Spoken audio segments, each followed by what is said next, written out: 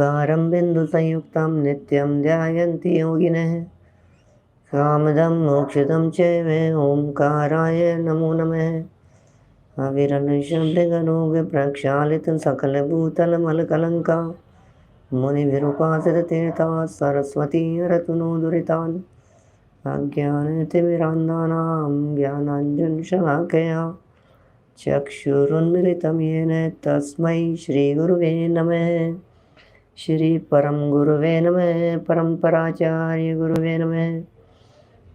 सकल कलुष विध्वंसकं श्रेयसां परिवर्धकं धर्म संबंधकं भव्य जीवं मनः प्रतिबोधकारकं पुण्य प्रकाशकं पाप प्रणाशकमिदं शास्त्रं श्री संयम प्रकाश नामधेयम्।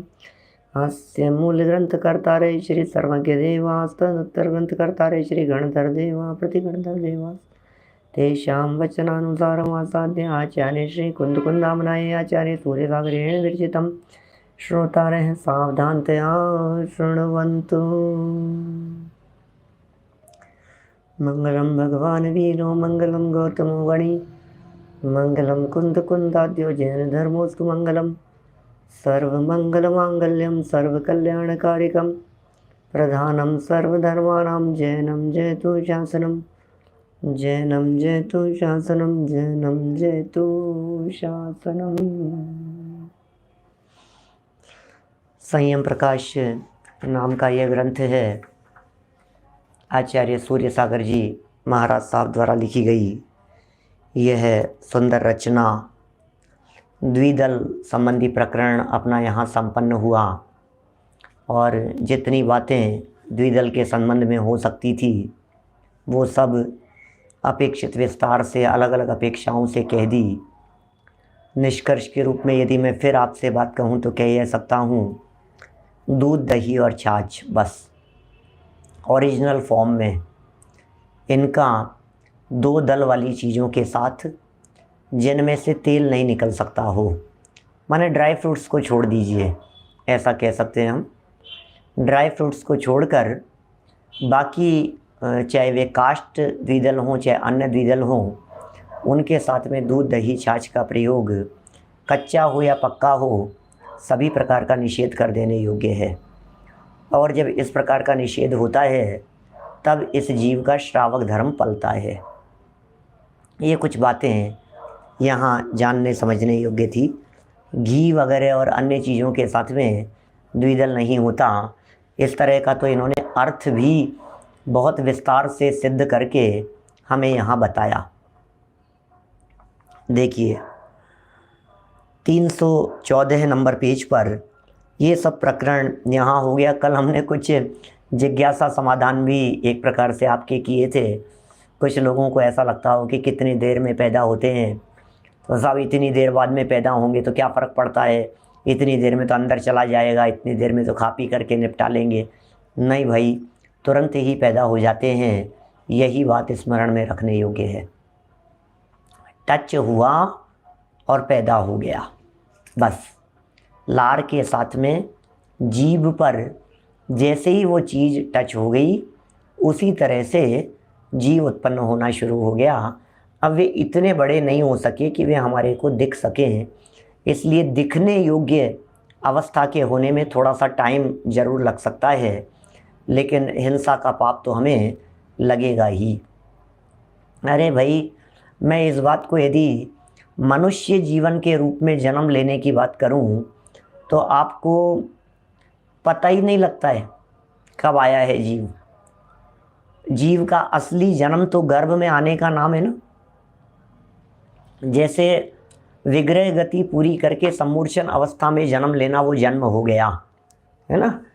अब इसकी यदि अपन बात करें, मनुष्य जीवन की यदि हम बात करें तो असली जन्म जन्म थोड़ी ना है। गर्भ में जब आया है तो जब गर्भ में आ गया है तो फिर बतलाइए उसका क्या किया जाए, वो जन्म हुआ कि नहीं हुआ। असली जन्म तो वही है 9 महीने पहले वाला। भगवान महावीर स्वामी की जो आयु के संदर्भ में चर्चा की गई उसमें भी गर्भ काल सहित 72 वर्ष बतलाया गया, माने वो समय उसमें जोड़ दिया गया। 9 महीने का समय जो गर्भकाल का था उसे साथ में जोड़ दिया गया। वास्तव में असली जन्म तो वही होता है। सैनी पंचेंद्रीपना, मनुष्य जीवन, मनुष्य आयु, मनुष्य नाम कर्म, ये सब उनके जीवन में शुरू हुए या नहीं हुए गर्भ अवस्था में। मैं कहता हूँ 9 महीने का गर्भ अवस्था में मरा तो मनुष्य गति का मरा या नहीं मरा।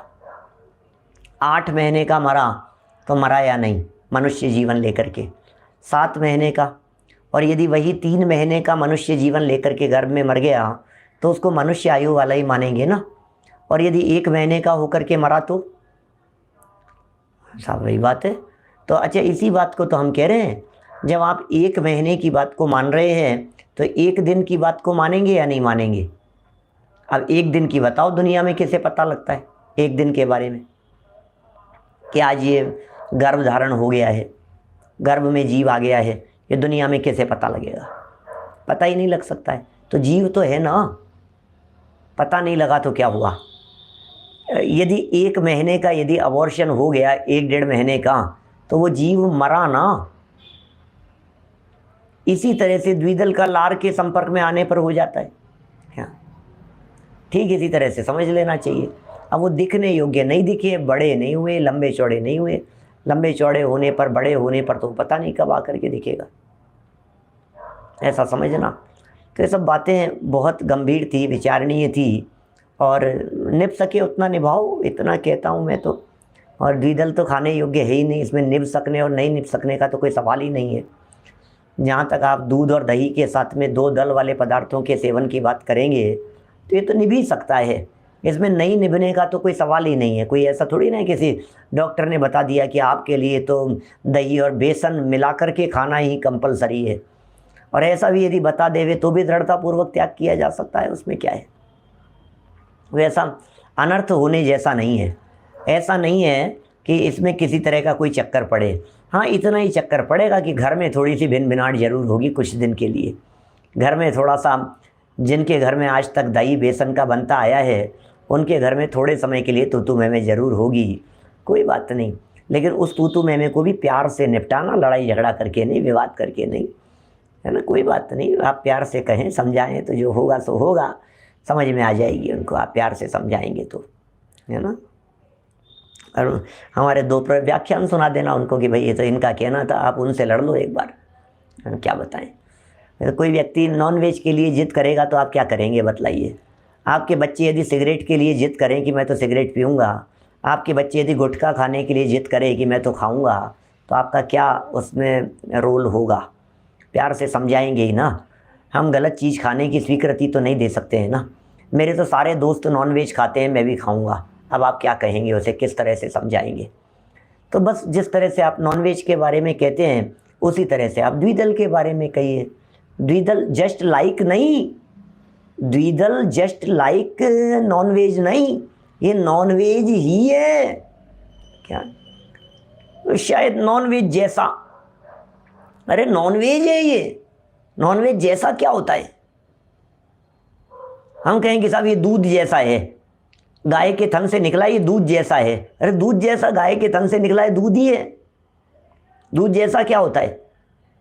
तो ये त्रस जीवों का शरीर है, त्रस जीवों का प्राण है, त्रस जीवों का कलेवर है, असंख्याते त्रस जीव उसमें उत्पन्न हो रहे हैं। त्रस जीवों का शरीर होने से मांस जैसा है। अरे जैसा हटा दो बीच में से, जैसा नहीं है। जैसे ये मेरी माँ जैसी है, मौसी, मासी कहते हैं ना, मासी, मौसी, मासी हो वो मौसी होता है। मौसी किसका नाम है कि माँ नहीं है, मासी है, तो ये माँ जैसी है इसलिए कह दिया। देखिए ये सब हो गई चर्चाएं, इसलिए कितनी देर वेर का विकल्प कोई नहीं करे। अरे देर का विकल्प मत करो, जितना देर करोगे इसके त्याग करने में उतनी तकलीफ होगी, है ना। गलत चीज़ का तो तुरंत त्याग कर देना चाहिए। चलिए और आगे बढ़ते हैं। राई और सरसों के संदर्भ में कुछ विचार की यहाँ बात कर रहे हैं। 314 नंबर का पेज है। राई और सरसों का क्या चक्कर है, मैं थोड़ा सा कंफ्यूज हूँ इसके संबंध में। राई अलग चीज़ होती है और सरसों अलग चीज़ होती है। राई के दाने अलग होते हैं, सरसों के दाने अलग प्रकार के होते हैं।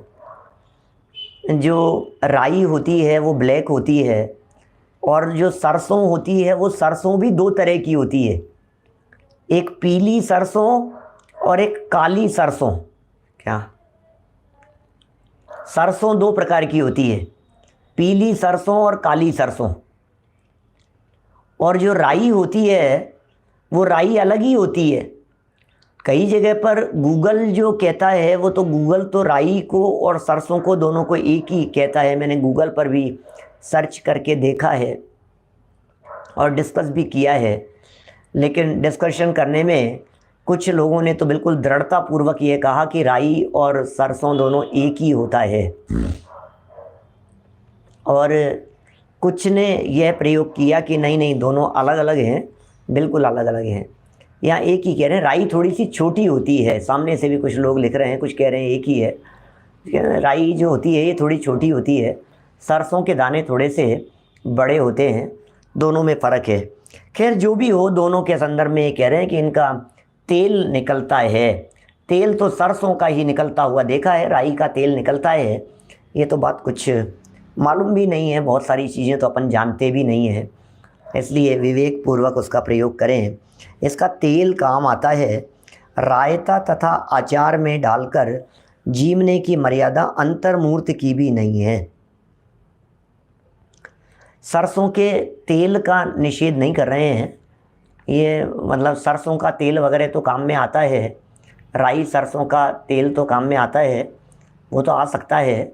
लेकिन राई और सरसों यदि अचार वगैरह ये किसी चीज़ के अंदर डाली गई है, लेकिन ये तो रायता और अचार में डालकर जीवने की बात कर रहे हैं ये, तो ये अचार में तो तेल ही डलेगा उसका और तेल ही काम आता है।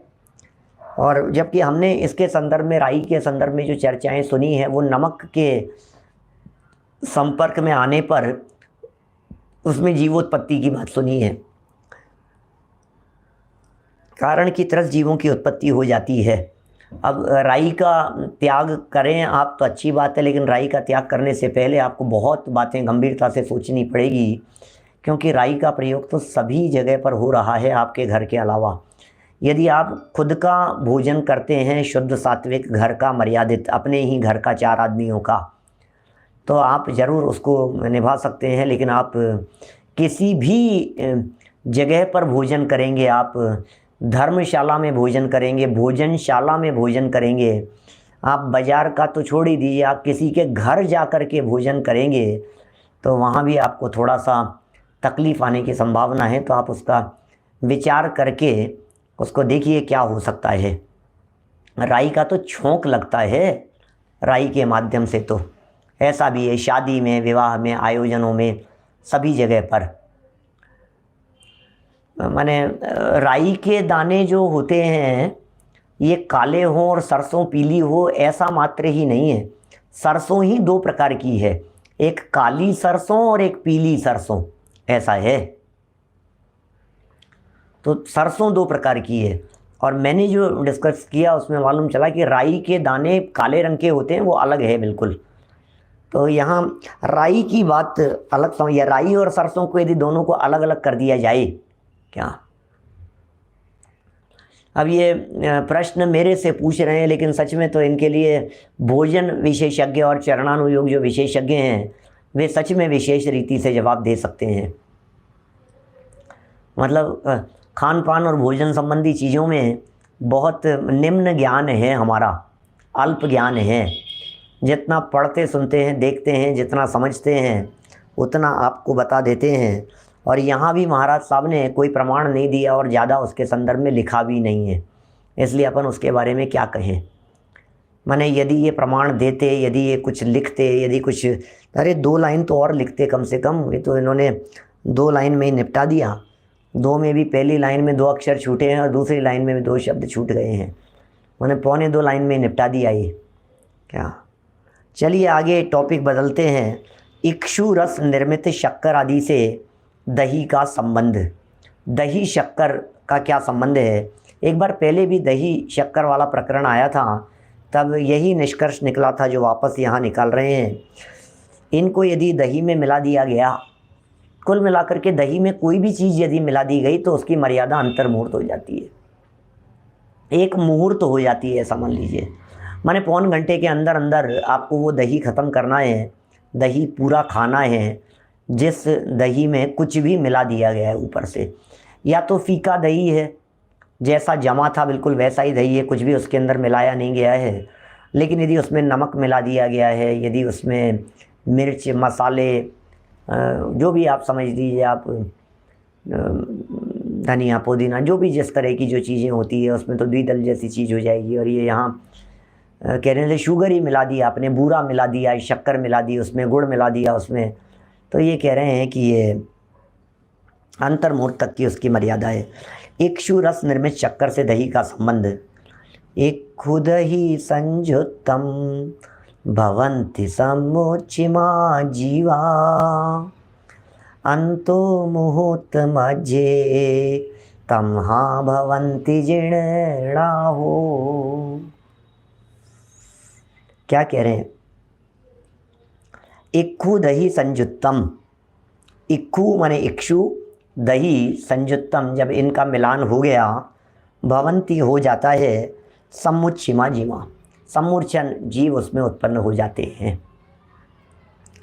अंतो मुहूर्त मध्य, अंतर मुहूर्त के बीच में ही, तमहा उसमें, भवंती होते हैं, जीर्णाहो। जिननाथ ने ऐसा कहा है कि उसमें अंतर मुहूर्त में ही, अंतर मुहूर्त के भीतर भीतर ही ये जीव पैदा हो जाते हैं, ऐसा कहा। इक्षु रस से बनी हुई जैसे शक्कर तथा गुड़ दही में मिलाकर शीघ्र खा लेनी चाहिए। इसका मतलब निषेध तो नहीं कर रहे हैं, ये शीघ्र खा लेनी चाहिए, ऐसा कह रहे हैं।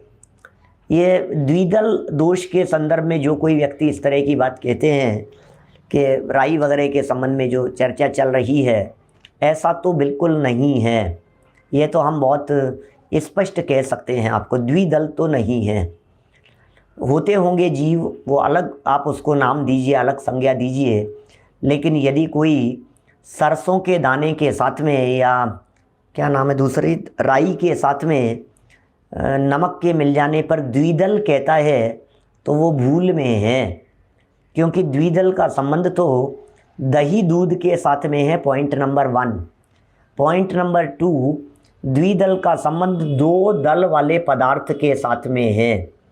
सरसों के दाने के दो दल नहीं होते क्या, इसलिए सरसों का दाना द्विदल नहीं कहला सकता। और दूसरी बात, सरसों के दाने का दही से संपर्क होने पर तो उसका निषेध आया नहीं है कहीं, आप तो उसके नमक की बात कर रहे हैं, इसलिए द्विदल संज्ञा का प्रयोग तो हम उसके लिए नियम से नहीं कर सकते। हाँ, अन्य अभक्ष्य में आप ज़रूर बात कह सकते हैं।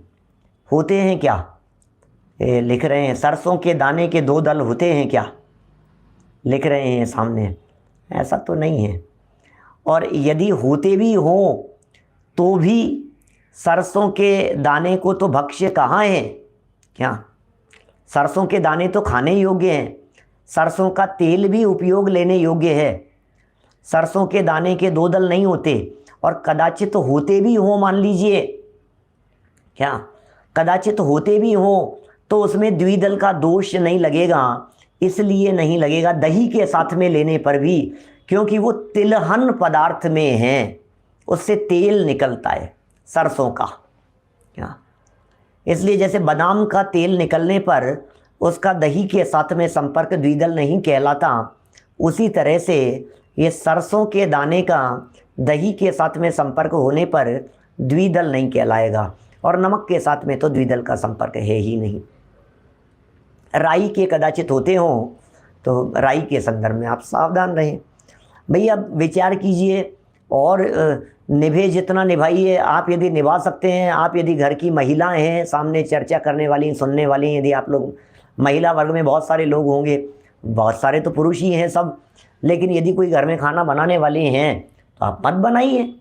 आप यदि कर सकते हो तो घर के सारी होम मिनिस्टर आप ही हैं, तो आप जो चाहें वैसा आप करें, जैसा आप बनाएंगे वैसा खाएंगे घर वाले, और उनको तो पता भी नहीं लगेगा कि आपने इसमें किसका चोकर लगाया है, इसे डाला है कि नहीं डाला है, जो आप कर सकते हो। लेकिन त्याग करने से पहले घर के बाहर यदि किसी के यहाँ भोजन कर रहे हैं, चाहे अपने पियर में ही जा कर के कर रहे हों, कोई व्यक्ति हैं वो अपने ससुराल में जा कर के भोजन कर रहे हों, तो भी आपको बराबर ध्यान रखना पड़ेगा। अपने मामा जी के भोजन कर रहे हैं, अपने बुआ के भोजन कर रहे हैं, अपनी मौसी के भोजन कर रहे हैं, घर का ही भोजन कर रहे हैं, किसी जैन भोजनालय में, जैन शिविर में, आयोजनों में यदि आप कर रहे हैं, सब जगह पर चक्कर पड़ेगा, क्योंकि वो उसमें पोए वगैरह के अंदर भी डाल देते हैं सब राई वगैरह, इस तरह की चीज़ें। सो मैंने तो सिर्फ आपको आगाह किया है, सावधान किया है, मैं डरा नहीं रहा हूँ। आप यदि त्याग करेंगे तो हम तो अनुमोदना ही करेंगे आपकी, है ना। और आप नहीं करें तो नहीं करें, इसमें क्या है, जो जैसा हो वैसा करें। चलिए, ये दही वगैरह के अंदर यदि कोई भी चीज़ मिला दी गई है तो अंतर्मूर्त उसकी मर्यादा कही है, क्योंकि वे थोड़ी देर बाद ही जीवों की उत्पत्ति होने से अभक्ष्य हो जाती है ना। बर्तनों की शुद्धि की तरफ बढ़ते हैं साहब अपन। बहुत तरह के बर्तन हैं, बहुत तरह के बर्तन हैं भाई साहब, कितने तरह के बर्तन हैं, ये तो इनको ही पढ़ करके पता लगता है। कांसी के बर्तन, पीतल के बर्तन, चांदी के बर्तन, सोने के बर्तन, लोहे के बर्तन, शीशे के बर्तन, कतीर के बर्तन, एल्यूमिनियम के बर्तन, जर्मन सिल्वर के बर्तन, तांबे के बर्तन हैं, इसमें कितने कितने तरह के बर्तन कह दिए भाई साहब इन्होंने। क्या देखिए क्या कह रहे हैं ये। राई सरसों का तो प्रकरण अपना हो गया पूरा, है ना। और वैसे राई वगैरह का कोई संपर्क दही के साथ में बनता भी नहीं है, इस तरह का दही दूध वगैरह के साथ में राई का क्या, राई सरसों वगैरह का क्या लिंक होगा, ऐसा कोई लिंक बैठता भी नहीं है, इसलिए वो निरर्थक हो जाती है चर्चा। चलिए, बर्तन बहुत तरह के बता दिए। कांसी के बर्तन अपनी जाति के सिवाय, यदि कांसे के बर्तन आपके घर में प्रयोग आते हैं तो पुराने ज़माने की बातें हो गई। आजकल तो जो बर्तन प्रयोग में आते हैं, स्टील के बर्तन प्रयोग में आते हैं आजकल तो, और क्रॉकरी के नाम पर थोड़े कांच के और ये बर्तन प्रयोग में आते हैं, और थोड़ा सा स्टैंडर्ड हो तो अपने चांदी के बर्तन प्रयोग में लेते हैं। और कहीं कहीं आजकल स्टैंडर्ड के नाम पर विवाह शादी आयोजनों में जर्मन सिल्वर के बर्तनों को भी प्रयोग में लेने लग गए हैं, है ना। तो कांसी के बर्तन अपनी जाति के सिवाय, यदि कांसी के बर्तन हैं तो अन्य के काम में नहीं लाने चाहिए, दूसरों के काम में नहीं लाने चाहिए। जैसे महाजन, ब्राह्मण आदि को इन्हें विदेश में नहीं ले जाना चाहिए, इन बर्तनों को विदेश में भी नहीं ले जाएं, और इन बर्तनों को अपनी ही जाति वाले लोगों में प्रयोग में लेवें